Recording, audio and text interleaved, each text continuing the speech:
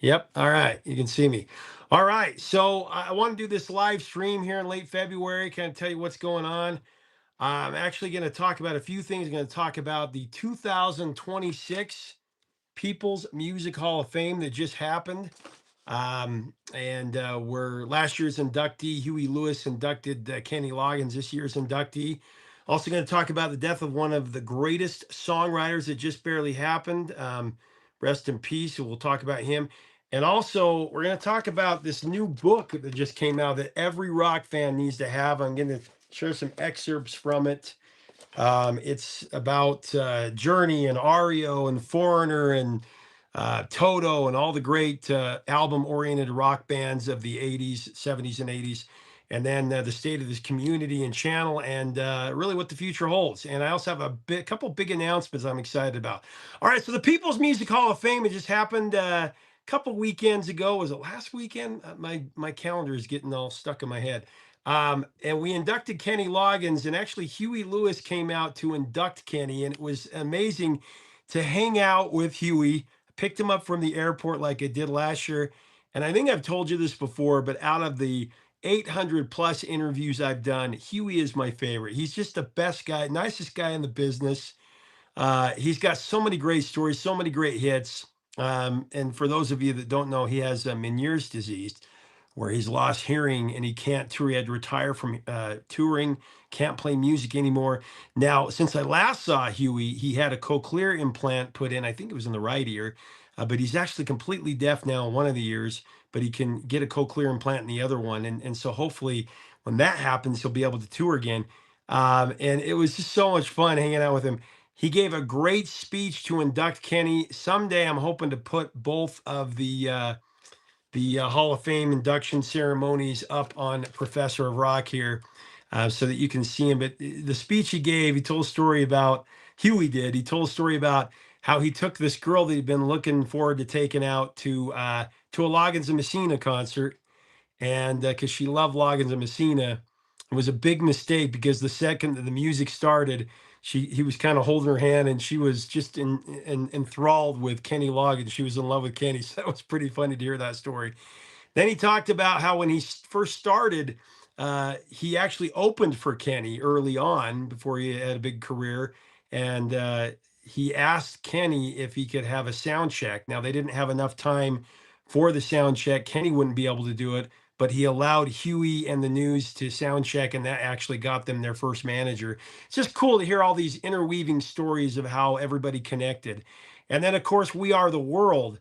Kenny, one of the nicest guys in the business. The reason I have a career, he was my very first interview. I think I've told that story before, where he basically said, "Who are you and how have I never heard of you? You're the best at what you do. Let me open some doors for you." And by the next week, I had interviews with the Beach Boys and the Doobie Brothers. That all came from Kenny. Kenny opened the door to my career, so it was great to honor him. But he's done that for so many people. He did it for Huey. If you remember, We Are the World. Prince was supposed to show up to We Are the World. He had a place to do a solo, but he didn't show up because he kind of had this thing going on with Michael Jackson, this feud going on with Michael Jackson. There's a lot of different ideas of why that didn't happen, but they had this place that they needed to give that solo to. And Huey told Michael Jackson and Quincy's like, Huey Lewis, he's the best. Sports just came out about a year ago. He's one of the best voices in all of music. Put Huey in that space. And so Huey was able to sing that solo. Now, Kenny told me that early on, and he said, I've never shared this before, and he shared it with me. Then about a year later, I interviewed Huey, and I passed that information on to Huey from Kenny. And Huey's like, oh, I wondered how I got that part. So I kind of got to be the messenger.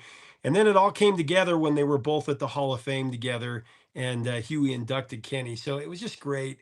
And driving around with Kenny, it was so much fun. Or I mean, excuse me, Huey, just talking music with him. And and then another cool thing about the Hall of Fame is that we have these incredible plaques that are done, these sculpted plaques. They look like the Baseball Hall of Fame, but much better. And they're actually put together by my best friend, Ben Hammond. You look him up. He's like a world-renowned sculptor. We grew up in the small town of Blackfoot, Idaho, Snake River, Idaho, little teeny farming community there. And these are, I'll have to put some pictures up of the sculpts that he did. He actually does the sculpts for the Football Hall of Fame. So pretty incredible. He does those every year, and he's done a lot of great projects. But when Huey saw his plaque, he was like, "Man, what was in the water in Idaho? This little town in Idaho. You had Professor Rock. You had this world-renowned sculptor. It's just crazy this all happened." But anyway, Kenny played with the kids. So what we do with this induction ceremony is kind of like honoring the past, the legacy of these great artists with the future. We have this program called Caleb Sound House, and it's Caleb Chapman, and this is one of the best programs in America. And these kids actually play the songs of Kenny Loggins and Huey Lewis, all the great hits, and then Kenny played with the kids at the end. That's incredible version of Footloose. And there was also a new artist that's coming up named Hunter Hawkins. Check her out. She's going to be huge. She's got kind of this Sade thing going on with her voice, and she's incredible. All right, so that was the induction ceremony, and hopefully I can post it on here soon. Now, I want to get on to, we just lost one of our greatest songwriters. It's been a couple of tough weeks in the industry. Brad Arnold from Three Doors Down passed away from cancer. We lost Chuck Negron from Three Dog Night. And then we just lost Billy Steinberg. One of the greatest American songwriters. You may not remember the name, but you know the hits. He had 5 #1 hits, and he wrote them all for females. I co-wrote them with Tom Kelly. So Emotional for Whitney Houston. Alone by Heart, one of Heart's best songs. True Colors by Cyndi Lauper. Eternal Flame for the Bangles, and Like a Virgin for Madonna. And he did a bunch of other stuff. Touch Myself for Divinals, and I'll Stand By You for the Pretenders.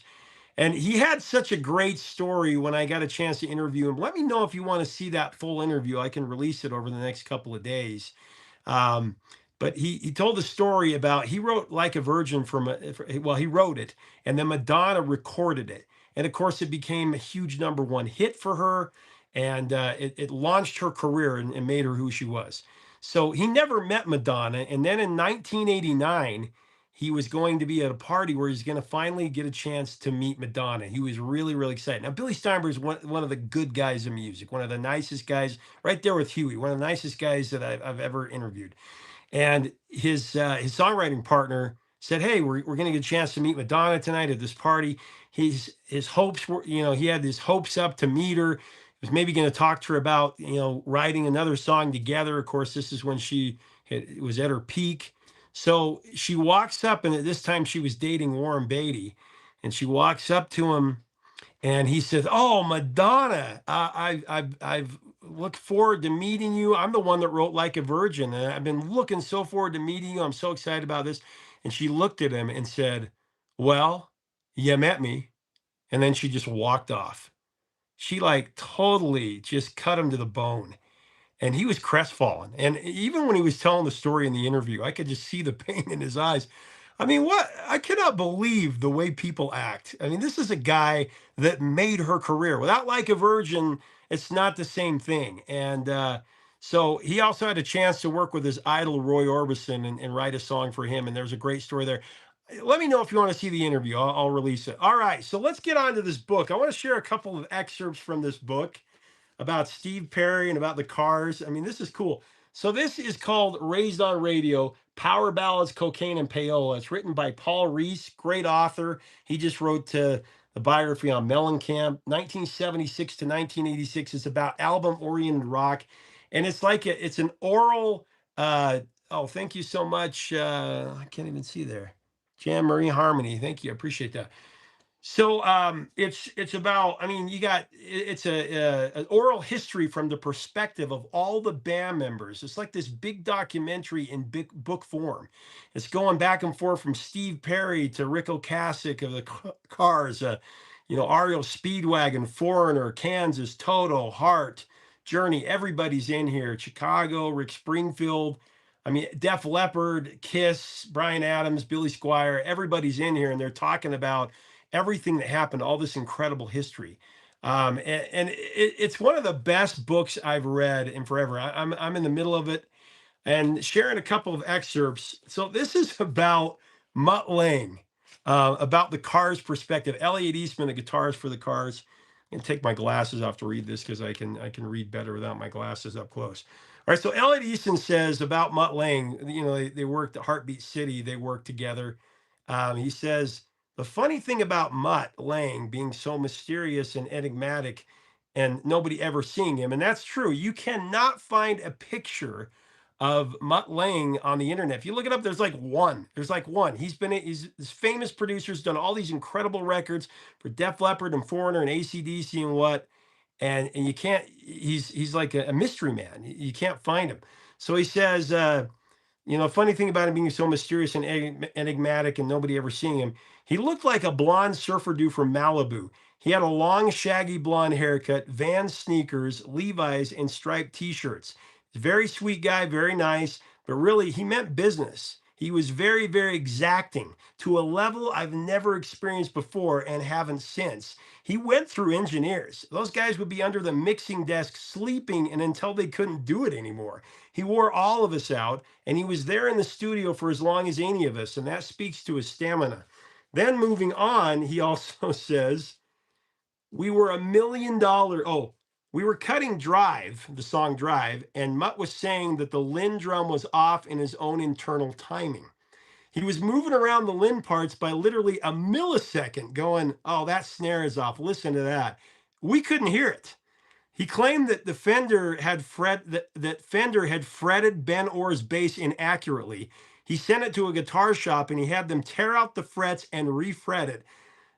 During my guitar overdubs, he had me retune every time after every take, even if it was a 2-note punch. To the point I said to him, Mutt, you take the guitar and tune it. I can't take it anymore. Now, this is one of the reasons they broke up after this. But he went on to say, we went $1 million over budget. The label was starting to get very concerned, but the result was a huge record. And with all the hits that came off at Drive and Magic and all those songs, it was worth it. And one of the last things he says is what we should have done after Heartbeat City with 2020 hindsight is taken a big break. After all the success we'd had, it was fractured time in the band. And that's what he says there. Then Steve Lukather follows that up with saying, what we've been talking about throughout the book, that way of making records, it will never happen again. The way that we lived and dealt with each other, the healthy competition, all of it, it's gone. That kind of breaks my heart reading that passage because it's true. There will never be a time again like the 70s and 80s. Now, going on, the next chapter is about Steve Perry going solo, and it tells the whole history of all these bands and all of them telling their story. I'm telling you, it's an incredible read. You can't put it down.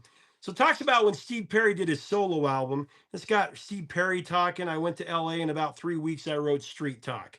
And then Randy Goodrum, who wrote some of those songs with him. And Steve Perry says, there were no computers back then. Everything you're hearing on the Street Talk record is absolutely performed in the studio and captured on a piece of tape. And then they go on and talk about how they wrote Oh Sherry. Oh, thank you so much, Robert. I appreciate it. They wrote Oh Sherry, and Sherry, his girlfriend, was there. She went to bed, and they wrote Oh Sherry overnight, and it was like this R&B thing. And she woke up and she had this song. And then it talks about how it affected Journey, and Herbie Herbert, Journey's manager, talks about it. So going on, it says Steve Smith.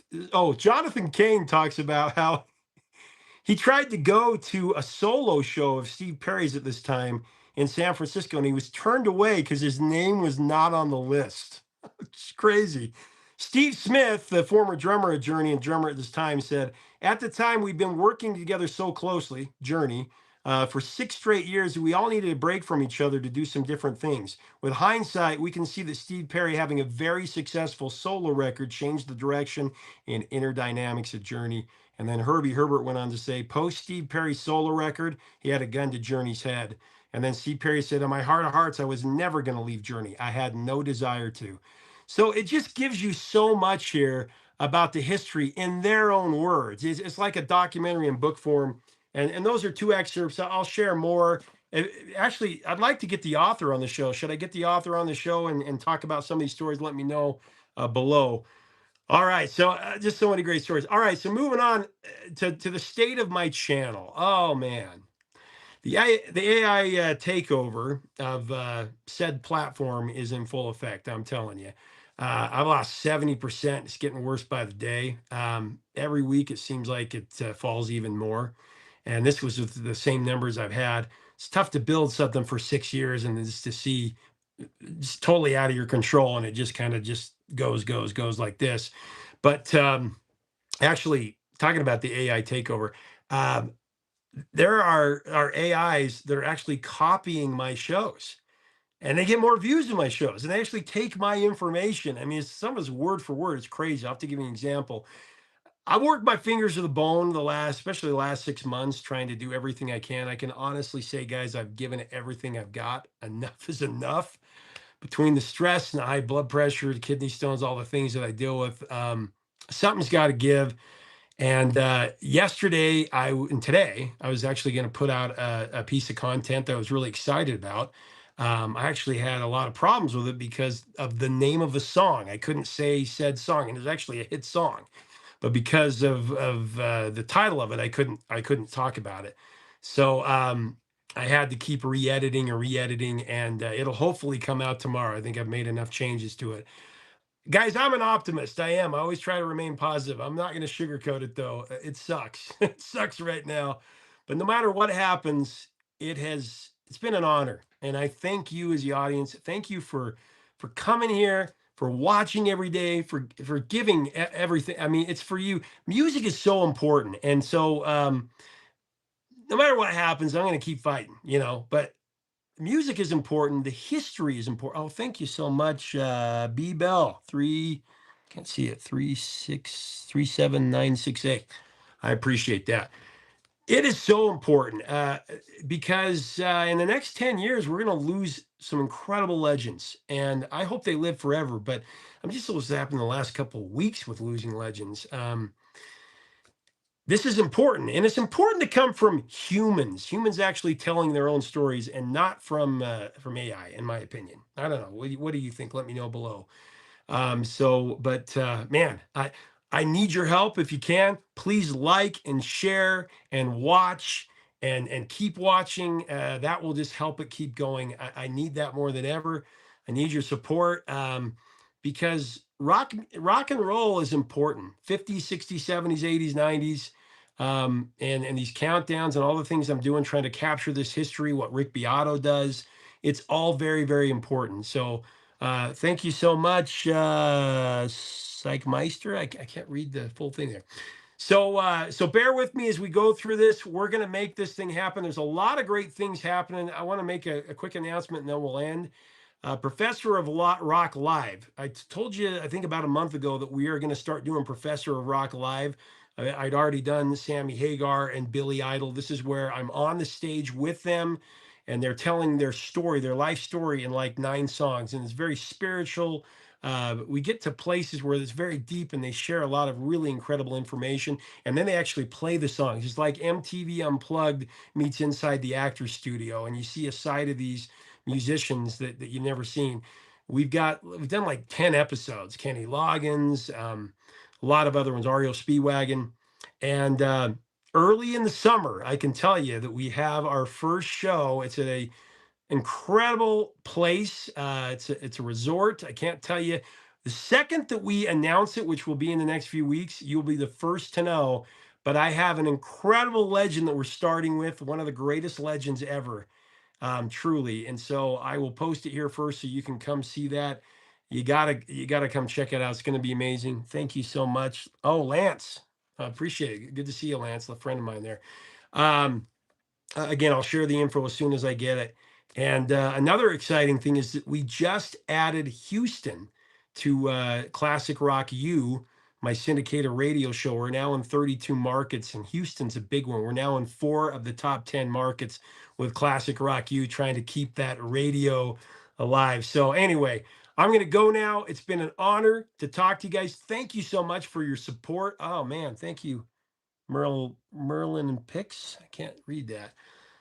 My eyesight's going, but thank you so much. Make sure to go pick up a copy of this. It's so good. I'll link to it below. It's amazing. It's an amazing book, and I'll try to get Paul on the show. And maybe that's what we should do with these live streams. Maybe once every 2 weeks or once a week, we get together and just talk about what's going on the fly in rock and roll and can share books and different things. Like maybe next time I can tell you about this John Hughes box set that has all the great music from all the John Hughes movies in it. That's a really cool find.